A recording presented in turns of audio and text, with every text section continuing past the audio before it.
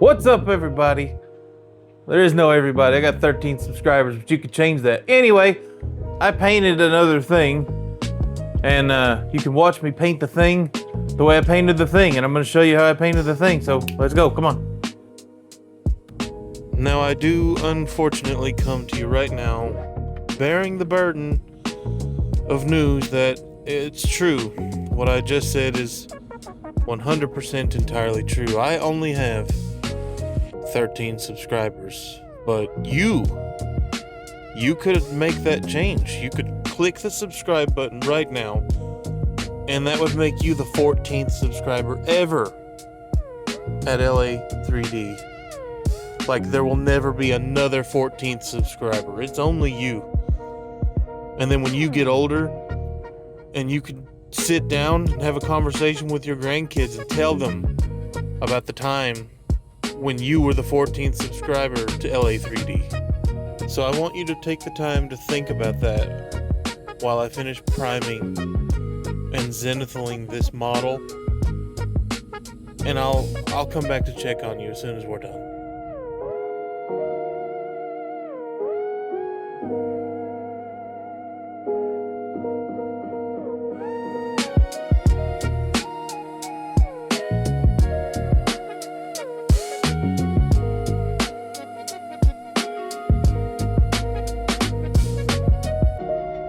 I still don't feel like you're taking this very seriously, but you should, because this is a serious, like the most serious thing that you and I have ever talked about.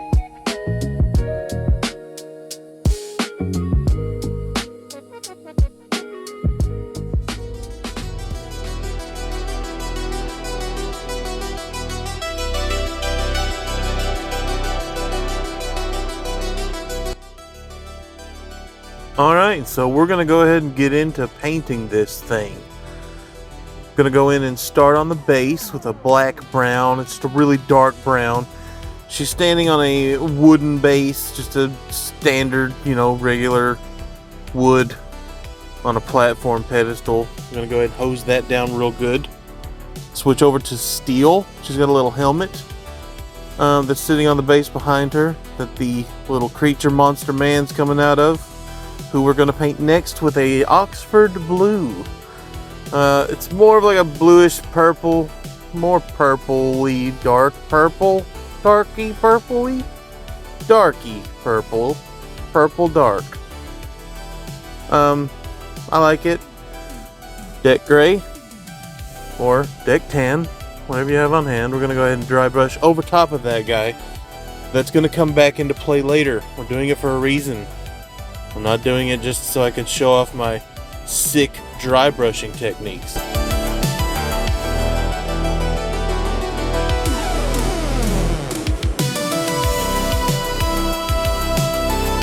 Now we're going to go in with some leather brown over top of the base, so it's not just a plain dark brown base. We want to add some depth to the wood, some contrast, if you will.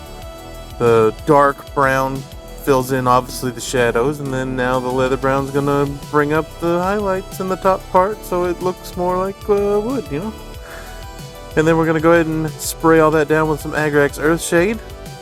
Give it a little bit more depth so it's not just, what it was. Now we got this dude again. We're gonna go in with some Carboard Crimson. This will tint him pretty pinkish. I'm not completely covering up all of the Oxford blue because that's going to be my dark, shadowy tone. This is going to be more of his real color, I guess. Yellow shadow. Time to go in on the boots. I kind of like this combination for leather. I'll go in with the yellow shadow. That's a really light, obviously yellowy brown. And then we'll come in later and tint that with a shade. And I like the way that looks as the leather, and there's nothing you can do to change my opinion. Now, the fun part, this was not an enjoyable experience, so I didn't have an exact match of colors to the skirt, so I started with the dark forest, which was way too dark. Then I added in some orc green, which still didn't fix it, and then I added in some rock gray, which still didn't really fix it, but I decided to call it good enough to dedicate to painting the rest of her shorts, underwear shorts with it. Gonna go in with a light orange and hit the top. The sleeveless sweater that she is wearing. There's also a turtleneck. Quite the fashion statement indeed. And now we're coming back in to tint down the boots to make them look a little bit more like real leather. Or maybe they're pleather. Because she's on a budget and you shouldn't judge her. I'm going to go in with just some black and take care of all the overspray from when I sprayed that dark brown over top of the wood on the base.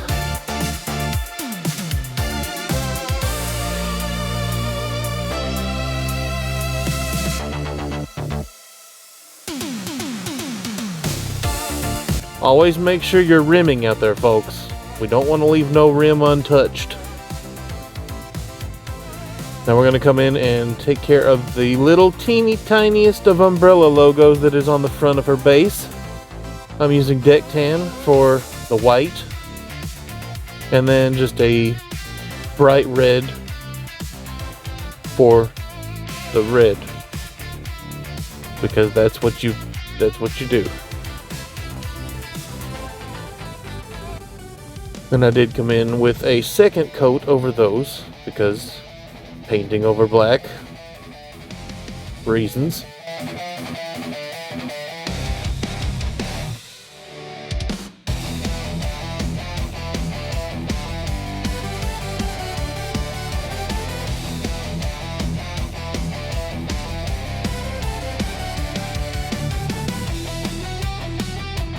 And there we have it.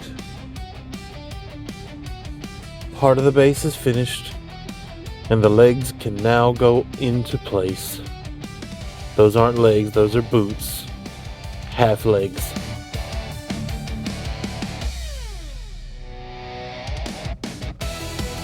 And because I didn't want to really go in with any darker oranges or anything, I just copped out and went with Null Oil to shade down the shadow parts of her turtleneck.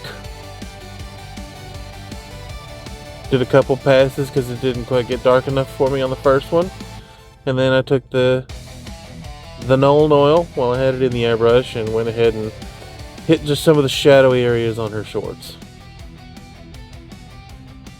And then I went in with a Magmadroth flame to try to add some highlights to the sweater, which was kind of a mistake because that stuff is super bright. And then I went in with some Orc Green to add some highlights to the shorts. Try to get some volume. And then the front of her little skirt deal as well. Back to the octopus man. We're going to go ahead and start painting his giant eyeball. Because for some reason everything in Resident Evil always has a giant eyeball. We're going to go ahead and wash down to the thing that he is. The helmet. That's the word. Wash down the helmet so it's not just a straight silver. I want to make it look a little old, like it's been there for a while. A little dirty, a little rusty. And I can't tell you what color I used because I'm not good at this and I didn't show it to you, so you guess. Back to the eyeball, take just a black, and we're going to go ahead and do the center of his eye, and then go in with a brown, and make sure to leave just a little bit of a black edge around the eyeball, and the dark brown, and then we will take the black and do the iris, because he has reptilian eyes. Doesn't look like a reptile. And I just put some little black squigglies in there to squiggle the eyes. And now we're going to lastly finish him up with some Flesh Terrors Red to make him look gross. Because he's gross.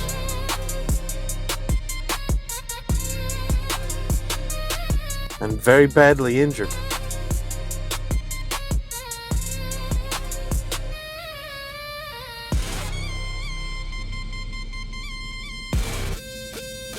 And now I realized that the Magma Droth flame was way too bright, so I came back in with some more of that light orange, a little more watered down to try to tone it back.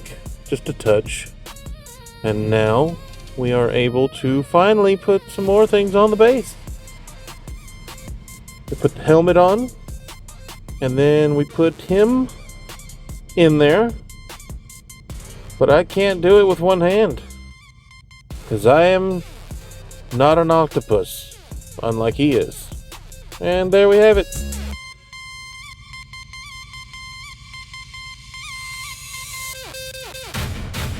Now it's time for skin tone.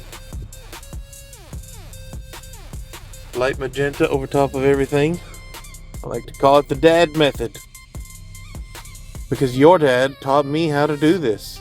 Even though I can't do it as good as your dad, we can all hope to achieve greatness one day.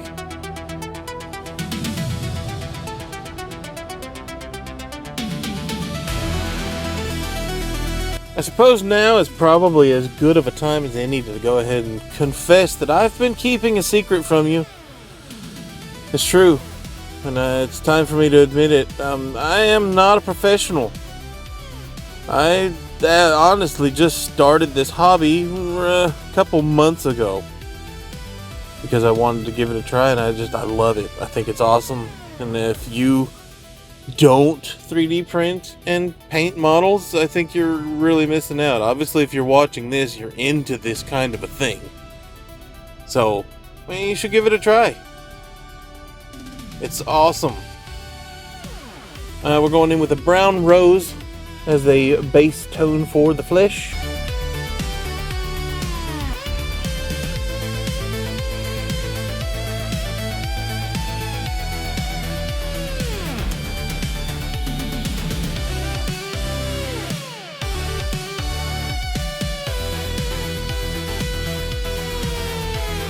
Now that was one of the main reasons, honestly, that I kind of wanted to start this channel, because it's a lot of people get intimidated by trying new things, and you shouldn't be, especially something like painting. I've seen people posting comments on other videos talking about how you've purchased an airbrush and you just haven't worked up the courage to open it. Just open it. Open the damn thing. You bought it. You bought it for a reason, because you wanted to use it. Use it. So what? So what if your first 3 models look like shit? Who cares? They're your models. Everyone's first model is not supposed to look great, because you're not a professional. I'm not a professional. No one's a professional. I don't think that my stuff is really super duper awesome. But it's fun, and every model you get, it's experience. So just try it. It's awesome. Or, this may just be a relaxation thing for you. I know some people just like to watch people do stuff because it's cool. I haven't talked about what I'm doing at all in the skin tones, but I'm sure you can gather the idea. We started with the base tone, slowly working our way up. She's pretty simple. She's just kind of standing there, so it's nothing crazy. Orcish dermis, DIY.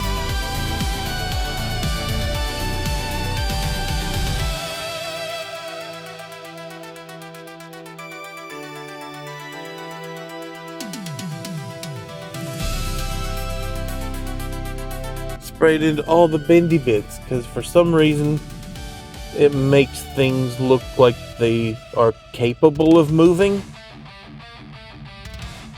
And then finally highlight skin, just to put the little tippy top of the highlight on the things that are facing the most upwards.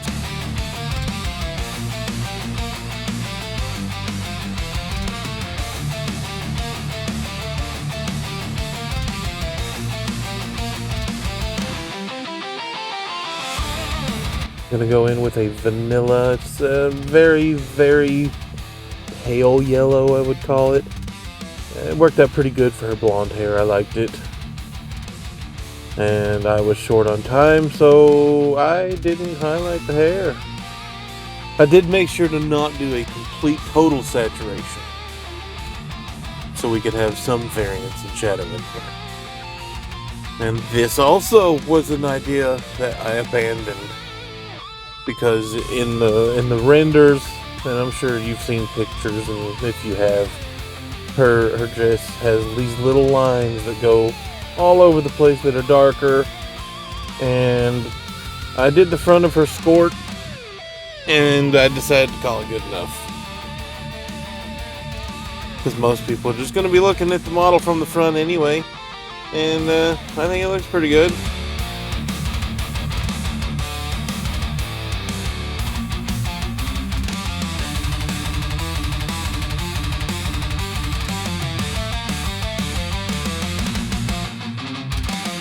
This is sped up. Imagine watching me do this in real time.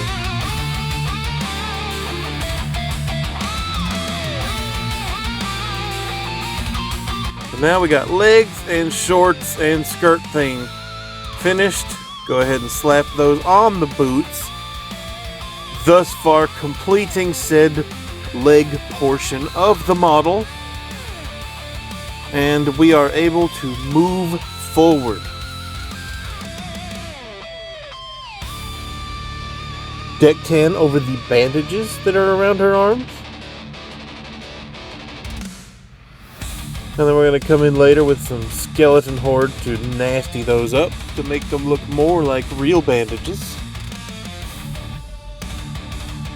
And some gold on the little teeny tiny little brass thing. It's not brass, it's gold. It's the necklace, that's the word. And there we are with the skeleton horde to nasty up the bandages. And we can go ahead and put the torso on the hips. And we are making more progress now. Oh, I guess we're going to go ahead and put the arms on too while we're at it. Also, wonder how that bracelet and lantern got painted. The world may never know. Now the bane of everyone's existence, the face.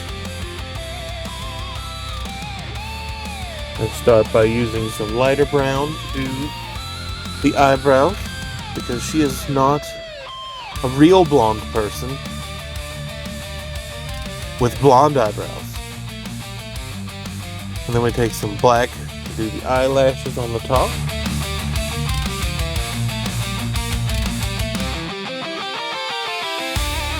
And then I go in with some deck tan over the whites of the eyes. And then, man, we are really pumping along here, aren't we? I just take a light blue to go over the eyes. And at this point, I was already pretty disgusted, so I just dot the pupils in and call it good. Go over her lips with some Magos purple.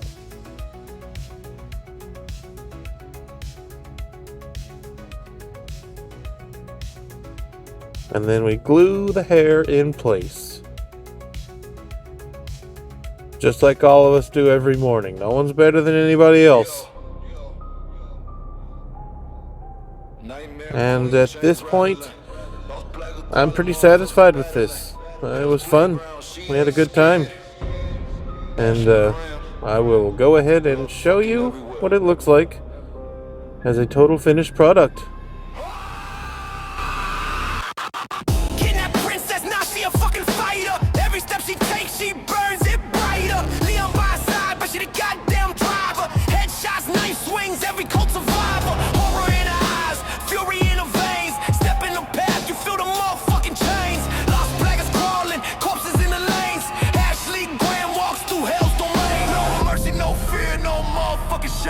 Every room she clears, blood is the game. Every bitch who steps, they remember her name. Hellbound queen, no fucking left the same. Ashley Graham, she don't fucking play.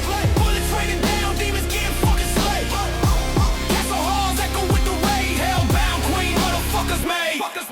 So if for some reason you've actually made it to this part of the video, I want to thank you very much for watching. If you like the video, go ahead and like it. If you dislike it, dislike it. Who gives a shit, right? We're just painting and having fun. Like and subscribe and all that good stuff. I'll be back next week. Thanks. Chaos, fierce fucking feast, no